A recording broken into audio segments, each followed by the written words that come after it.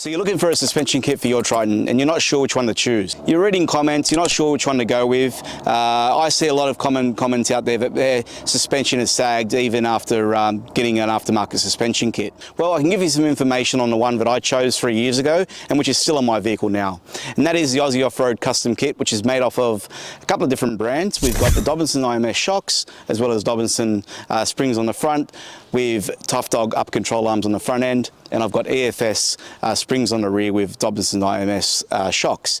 Now on the front of the vehicle I've got 110 kilos worth of weight, that's a bull bar, winch and a set of spotties, and on the back of the vehicle I've got 2 drawers as well as a fridge and some other items in there as well. So there's quite a lot of weight on this vehicle.